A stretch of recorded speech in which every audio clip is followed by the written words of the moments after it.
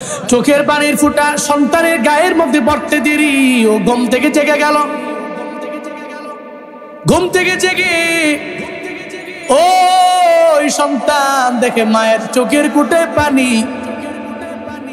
সিরাজগঞ্জের মুসলমান, রায়গঞ্জের মুসলমান আমায় বলেন না, হাটপাঙ্গাসীর মুসলমানরা আমায় বলেন না, আপনার সামনে আপনার মায়ের যদি চোখের পানি ফেলে কান্না করে আপনি তো বরদাস্ত করতে পারেন না।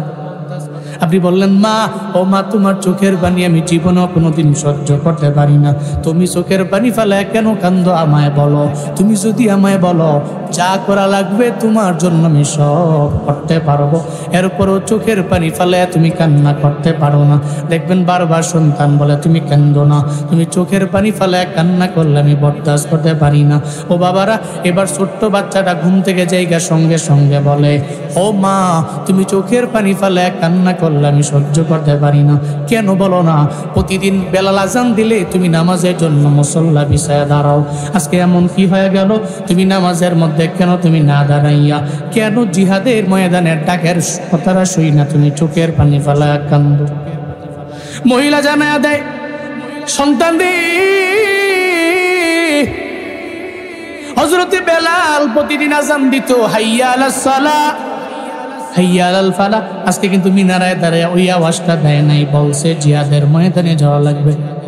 এরম সাউন্ড সবসময় দেয় না, এমন সাউন্ড সবসময় দেয় না। আজ থেকে কয়েক মাস আগে এমন সাউন্ড দেওয়ার পরে তোমার বাবা মানে আমার স্বামী তো আমার সঙ্গে আমরা ঘুমিয়ে রইলাম, ঘুম থেকে লাভ দিয়া জায়গা তরবারিটা নিয়ে চলে গেল যুদ্ধের ময়দানে।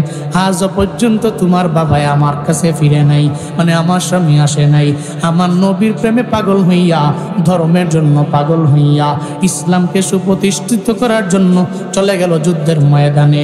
ওখানে গিয়ে উনি বিদায় নিয়ে চলে গেল, তবে আমি ওনার জন্য কান্না করি না, কারণ উনি তো শহীদ হয়ে গেল। আমার কপাল বড় ভালো, একজন শহীদ স্বামীর বিবি আমি দুনিয়ার মধ্যে রইলাম, আমার দাম রবের দরবারে অনেক।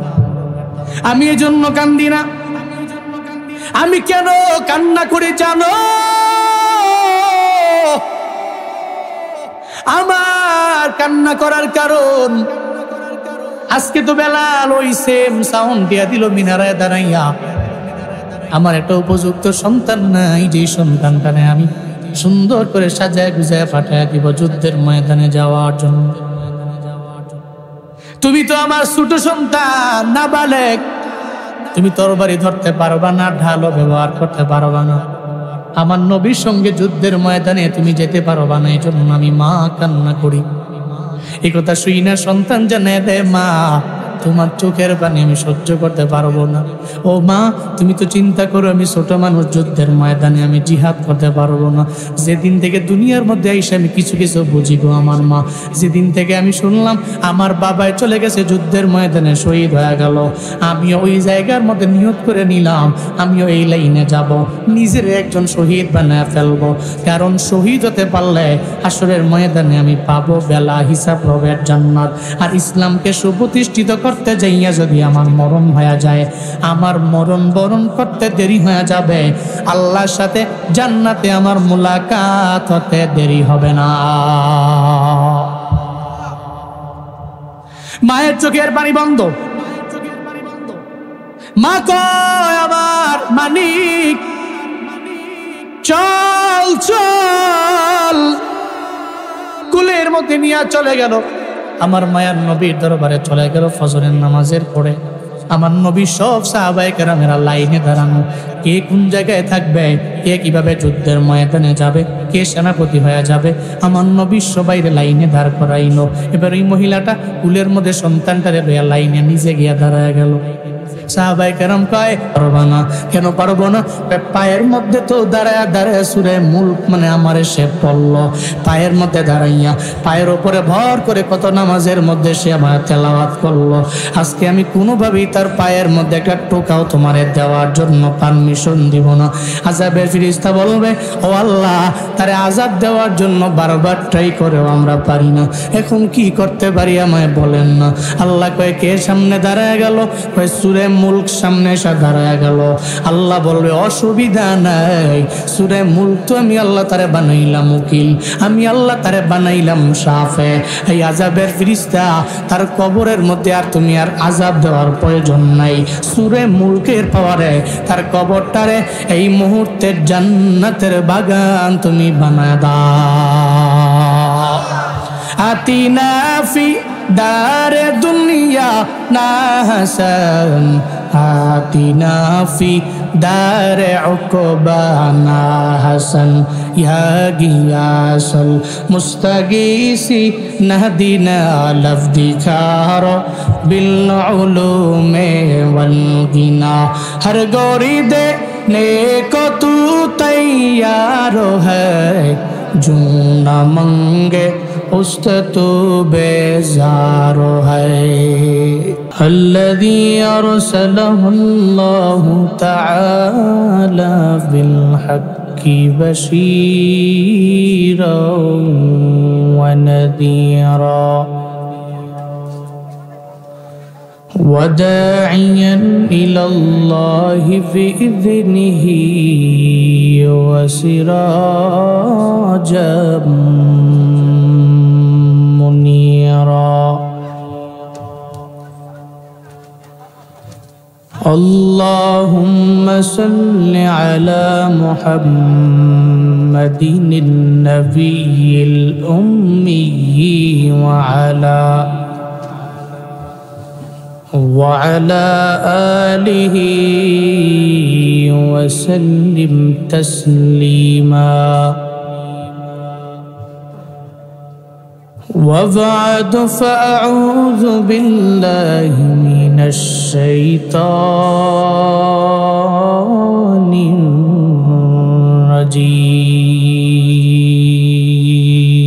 الرجيم. بسم الله الرحمن الرحيم.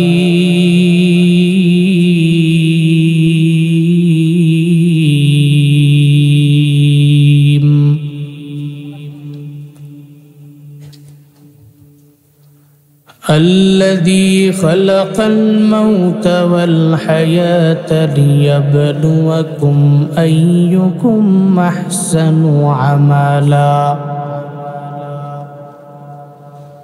وهو العزيز الغفور.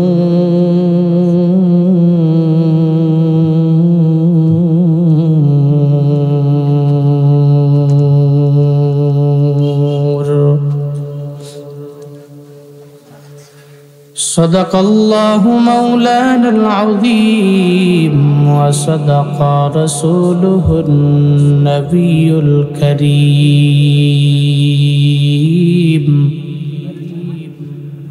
ونحن على ذلك لمن الشاهدين والشاكرين والذاكرين، والحمد لله رب العالمين.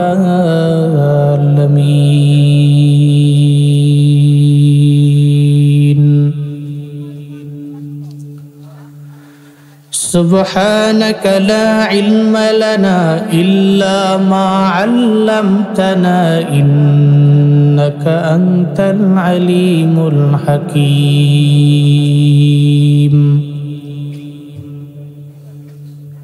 رب اشرح لي صدري ويسر لي أمري واحلل عقدة من لساني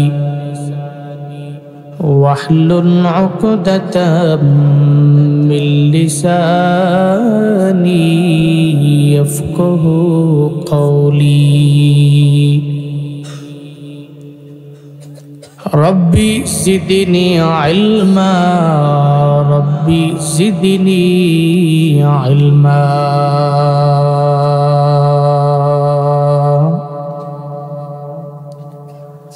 ربي زدني علما.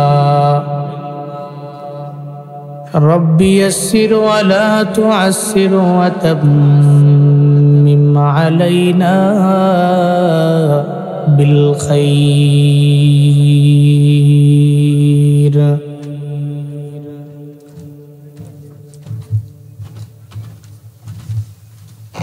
दुनिया की सदाकत में तेरा नाम रहेगा, दुनिया की सदाकत में तेरा नाम रहेगा, सिद्दीक तेरा नाम से इस्लाम रहेगा, सिद्दीक तेरा नाम से इस्लाम रहेगा।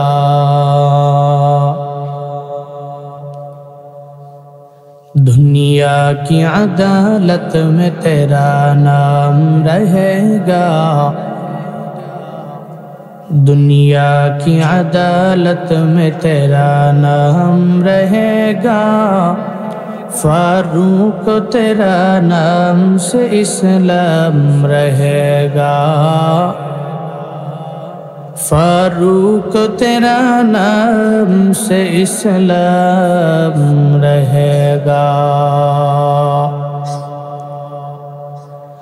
दुनिया की सखावत में तेरा नाम रहेगा,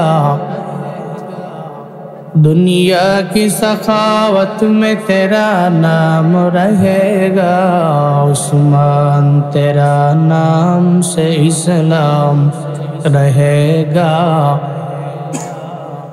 उस्मान तेरा नाम से इस्लाम रहेगा। दुनिया की शुजाअत में तेरा नाम रहेगा, दुनिया की शुजाअत में तेरा नाम रहेगा, हैदर तेरा नाम से इस्लाम रहेगा, हैदर तेरा नाम से इस्लाम रहेगा।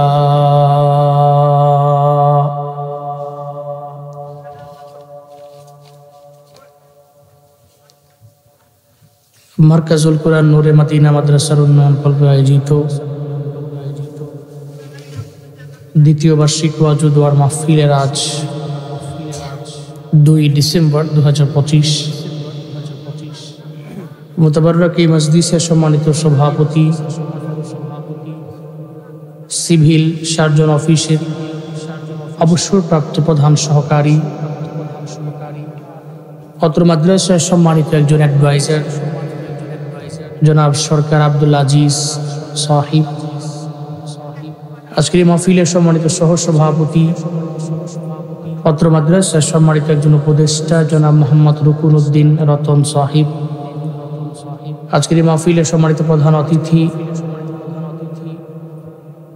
বাংলাদেশ জাতীয়তাবাদী দল বিএনপি সিরাজগঞ্জ 3 আসন থেকে এমপি পদপ্রার্থী জনাব ভিপি আইনুল হক সাহিব, আজকের মাহফিলের সম্মানিত প্রধান মেহমান ইঞ্জিনিয়ার কামাল হোসেন, বিশেষ মেহমান জনাব রাহিত মান্নান লেলিন সাহিব। আজকের মাহফিলে আমার আগেই আপনাদের সামনে কোরআন এবং হাদিস থেকে দিক নির্দেশনামূলক বাণী শুনিয়েছেন বিশিষ্ট ইসলামী চিন্তাবিদ হযরত মাওলানা মুহাম্মদ শহীদুল ইসলাম সিদ্দিকী হাফিজাহুল্লাহ তাআলা ওয়া রাআ। কথা বলেছেন হযরত মাওলানা মুহাম্মদ আল আমিন রহমানী দামাত বরকাতুহুম গাজীপুর। আজকের মাহফিলের আমন্ত্রিত উলামায়ে কেরাম, বিশেষ অতিথিবৃন্দ, সম্মানিত অতিথিবৃন্দ সহ অনেক গণ্যমান্য ব্যক্তিবর্গের নাম রয়েছে যারা এই মাহফিল এবং মাদ্রাসার দিকে প্রত্যক্ষ অথবা পরোক্ষভাবে জড়িত। এই মাদ্রাসার প্রত্যেকেই একজন শুভাকাঙ্ক্ষী বলেই মাদ্রাসার এই প্রোগ্রামের পোস্টারে প্রত্যেকের নাম দেওয়া হয়েছে। এই মানুষগুলো যদি দ্বীনের জন্য, ইসলামের জন্য, মাদ্রাসার জন্য, মসজিদের জন্য কাজ করেন, আমি বললেই কি আর নাম না বললেই কি, একজন তো জানেন তিনি কে। আজকের মাহফিলের জন্য শ্রম দিয়েছেন অনেকেই। আমাদের আব্দুল জব্বার ভাই এবং ওনার যে ভাইগণ এই মাদ্রাসার জন্য অনেক শ্রম দেন, এই মাদ্রাসার জন্য খাটেন, শারীরিক, মানসিক, অর্থনৈতিক সব দিক থেকেই ওনারা আছেন, এলাকাবাসী আছেন, তাদের অক্লান্ত পরিশ্রমের কারণে এখানে মাদ্রাসাটা প্রতিষ্ঠিত হয়েছে। প্রতি বছরের নেই এবছরও মাহফিল হচ্ছে, গত বছর মেবি একবার হয়েছে, এবছর দ্বিতীয় বার্ষিক মাহফিল। শুরুতেই আমাকে একটু উচ্চ কণ্ঠে উচ্চ আওয়াজে জবাব দিবেন, সুন্দর এই মজলিসটি পেয়ে আপনারা খুশি না বেজার? কি একটু একটু খুশি না বেশি খুশি? আজকের মাহফিলের আয়োজন যারা করেছেন, আল্লাহ প্রত্যেককে দুনিয়া এবং আখিরাত উভয় জগতে কল্যাণকামীদের অন্তর্ভুক্ত বানিয়ে দেন। সকলেই পড়েন আমিন। প্রচন্ড ঠান্ডা, গাড়ি থেকে নামার পরপরই আমার কান বন্ধ হয়ে গেছে ঠান্ডায়। যতক্ষণ ভিতরে ছিলাম, ভাইয়ের সাথে কথা বলতেছিলাম, ভিতরে ছিলাম, ভালো ছিলাম, আবার এখানে আসছি কান বন্ধ হয়ে গেছে। এখন ঠান্ডা অনেক বেশি। এই ঠান্ডার মধ্যেও আপনারা কিছু দিনই আলোচনা শোনার লক্ষ্যে বসে আছেন। আমাদের প্রত্যেককে আসার মতো, বসার মতো, কিছু বলার এবং শোনার মতো তৌফিক কে দিয়েছেন? আল্লাহ ছাড়া এই পৃথিবীতে সেকেন্ড কে আছে যে আমাদের তৌফিক দিতে পারে? আছে? আল্লাহ হচ্ছে তৌফিক দাতা। আমরা চলি কিভাবে, আমরা হাঁটি কিভাবে, আমরা খাই কিভাবে, আমরা বসে কিভাবে, আমরা শুই কিভাবে, আমাদের সব কিছু একজনের তৌফিকের দ্বারা হয়। তিনি কে? এই জন্য আমাদের কোনো অ্যাবিলিটি নেই, আমাদের কোনো তৌফিক নেই। এই যে মাহফিলে আসছেন, আপনি হয়তো বলতে পারেন যে মাহফিলে আমি আসলাম বাড়ি থেকে, নিজের জোরে আমি চলে আসছি।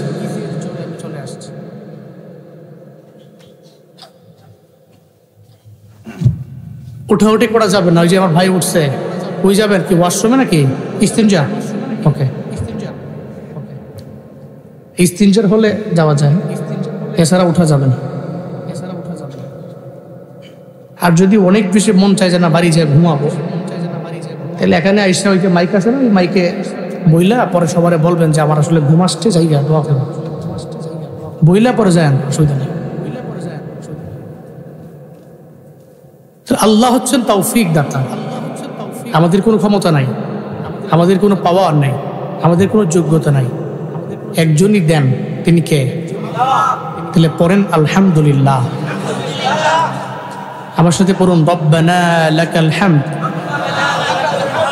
হামদান কাসীরান তাইয়িবান মুবারাকান ফি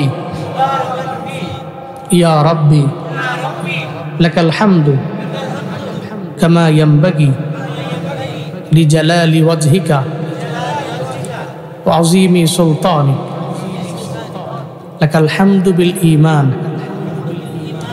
লাকাল হামদু বিল ইসলাম লাকাল হামদু বিল কুরআন।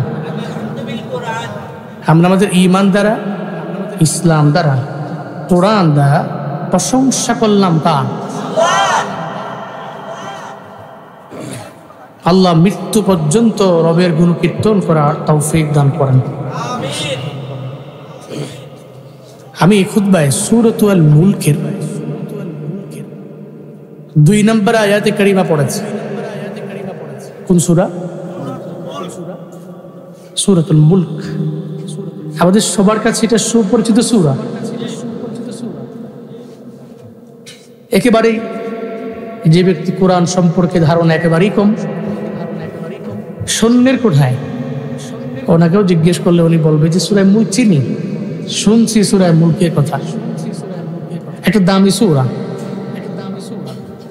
এত পরিমাণ দামি, হাসরের ময়দানে এই সূরা মুলক বান্দার জন্য নিজেই বান্দার জন্য সুপারিশকারী হয়ে যাবে। সুপারিশকারী বলতে কেমন? যে ব্যক্তি রাতের বেলা ঘুমানোর আগে সূরা মুলক পড়ে ঘুমাইতো, এশা নামাজ পড়ছে, সূরা মুলক পড়ছে, ঘুমায় গেছে, এবং এটা কন্টিনিউ করাচ্ছে। হাসরের ময়দানে ওই ব্যক্তিটা তার গুনাহের কারণে জাহান্নামের দিকে যাবে, এমন এক সিচুয়েশন তার সামনে দাঁড়িয়েছে।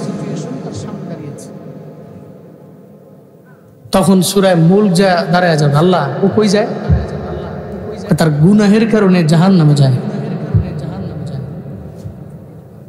সূরা মুলক জানায়া দিবে, সঙ্গে সঙ্গে আল্লাহরে বলবে, ও আল্লাহ, জাহান্নামে তারে দেওয়া যাবে না, তারে জান্নাতের মধ্যে দেওয়া লাগবে। কেন? সূরা মুলক বলবে, রাতের বেলা ঘুমানোর আগে বান্দাটা আমারে পরে পরে ঘুমাইলো। একদিন, 2 দিন, 3 দিন পড়ছে এমন না, কন্টিনিউ আমি সূরা মুলকের পইরা সে নিজের সূরা মুলকের একজন পাঠক বানাইলো। ও আল্লাহ, ওরে জাহান্নামের মধ্যে দেওয়া যায় না, আমি একজন সাফে তার জন্য হয়ে গেলাম।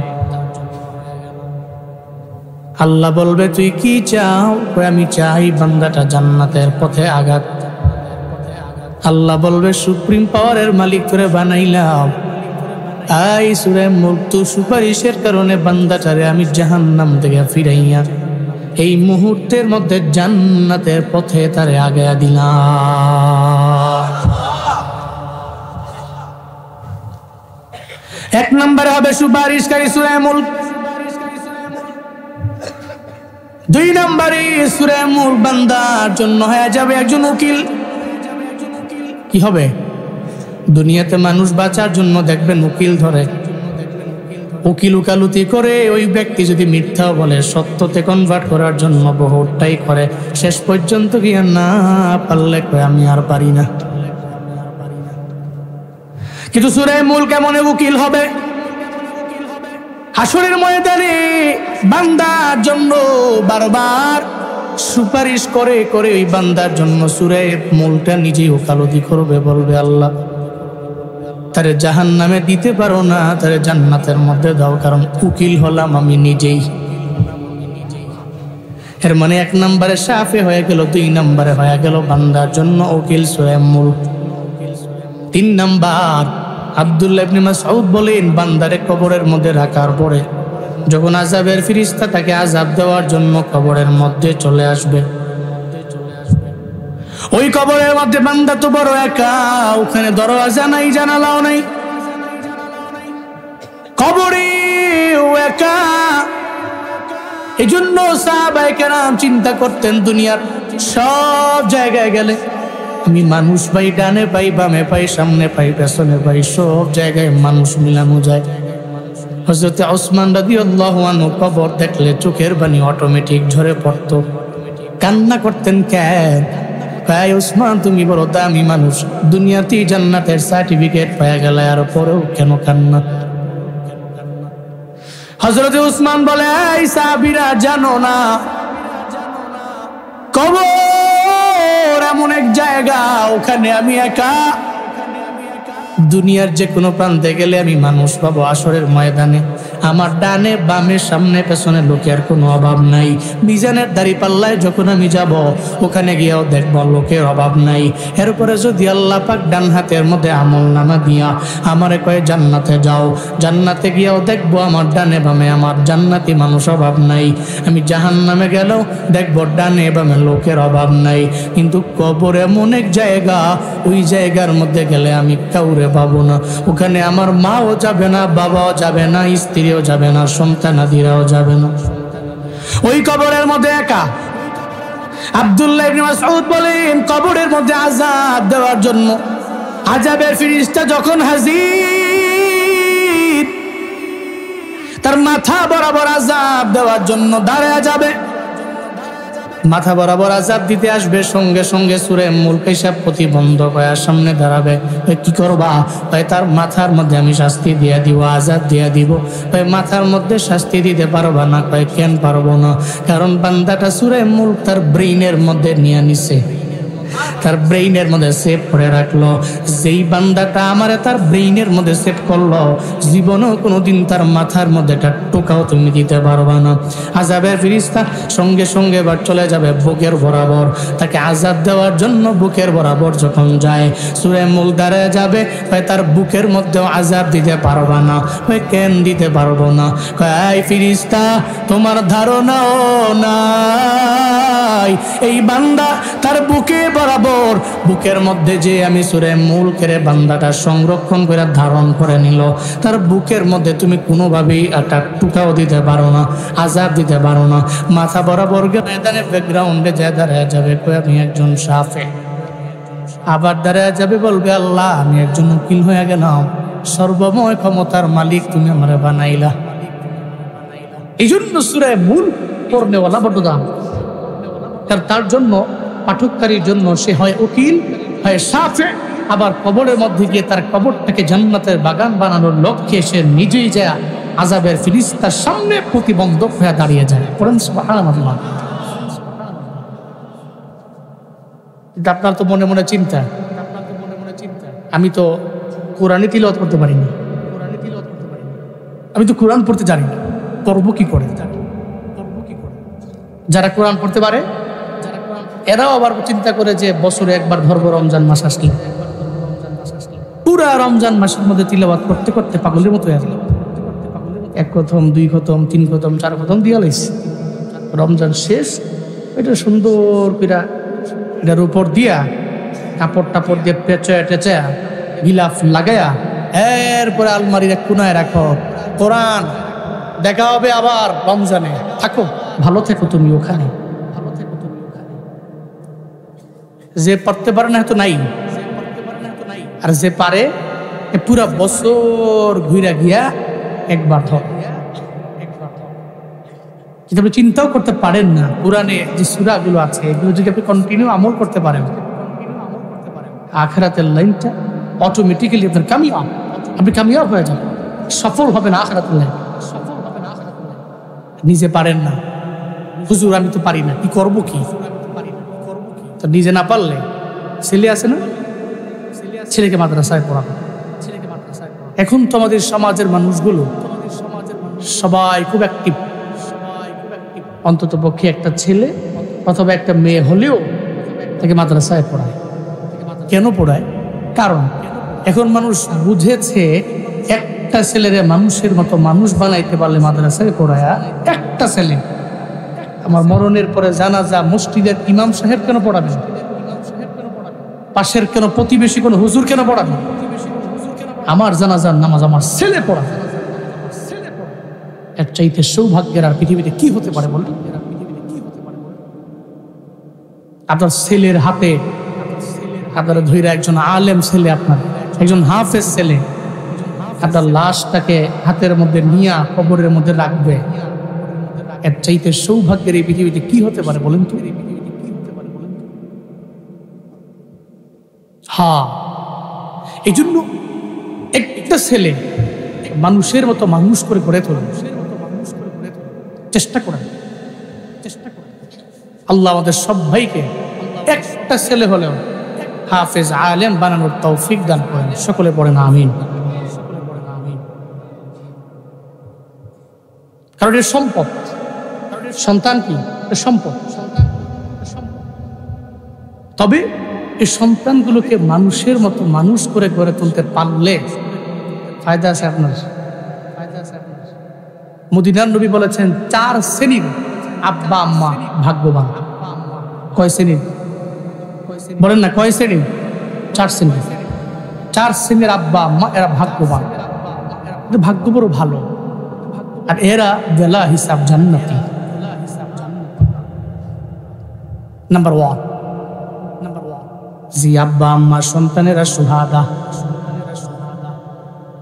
সুহাদাদের মা বাবারা ভাগ্যবান, এরা বেলা হিসাব হবে জান্নাতি। এই জন্য সাহাবায়ে কেরামের বিবিরা, সাহাবায়ে কেরাম সব সময় চিন্তা করত জিহাদের ময়দানের ডাক কখন আসবে। একটা ছেলের হইলেও আমি জিহাদের ময়দানে পাঠাইয়া ওরে শহীদ বানাবো। আর এই শহীদটা আমার এমন ছেলে হবে ইসলামের জন্য, কোরআনের জন্য, দ্বীনের জন্য, ধর্মের জন্য জীবন দিয়া দিবে, ধর্মের জন্য, কোরআনের জন্য জীবন দিবে। আর এই ছেলে আমার জাহান্নাম থেকে ফিরে জান্নাতের পথের মধ্যে নিয়ে যাবে। এই চিন্তা নিয়ে আগায় সাহাবায়ে কেরাম। এই জন্য এরা জীবন দেওয়াটাই নিজেকে শ্রেয় মনে করে। সন্তানগুলোরে এরা শহীদ হওয়ার জন্য যে যুদ্ধের ময়দানে এরা পাঠায়, ওই যুদ্ধের ময়দানে ছেলেরে পাঠাইলাম, মেয়ে পাঠাইলাম, ও যুদ্ধের ময়দানে যুদ্ধ করে শহীদ হয়ে গেলে আমার জাহান্নাম থেকে ফিরাইয়া জান্নাতের পথের মধ্যে নিয়ে যাবে। এই জন্যই তো বলি হযরতে বেলাল রাদিয়াল্লাহু আনহু আমার নবীর একজন সাহাবী, ইসলামের প্রথম মুয়াজ্জিন, যিনি মিনারার মধ্যে দাঁড়াইয়া উনি সবাইরে ডাকে নামাজের মধ্যে আসো, তোমরা সব নামাজ পড়ার জন্য চলে আসো। মিনারার মধ্যে দাঁড়াইয়া প্রতিদিন আজান দেয়, হাইয়া আলাস সালাহ, হাইয়া আলাল ফালাহ, কল্যাণের দিকে চলে আসো। হঠাৎ একদিন বললেন নবীজি, ও বেলাল, মিনারায় দাঁড়াইয়া হাইয়া আলাস সালাহর আওয়াজ দিও না, আগে মিনারায় দাঁড়াইয়া বলো ও সাহাবায়ে কেরামেরা, হাইয়া আলাল জিহাদ, জিহাদের ময়দানে যাওয়া লাগবে। এই সাহাবায়ে কেরামেরা, তোমরা সব অস্ত্র শস্ত্র নিয়ে আমার নবীর সামনে হাজির হয়ে যাও। মিনারায় দাঁড়ায় আওয়াজ দিয়া দেয়, সঙ্গে সঙ্গে সাহাবায়ে কেরামেরা সব সশস্ত্র অবস্থায় আমার নবীর সামনে এসে হাজির হয়ে যায়। মসজিদ নববীর পাশে এক মহিলার ঘর। ওই মহিলা চোখের পানি ফেলে ফেলে কান্না করে আর চিন্তা করে, মিনারার মধ্যে দাঁড়াইয়া বেলাল আজান দিয়া দিল।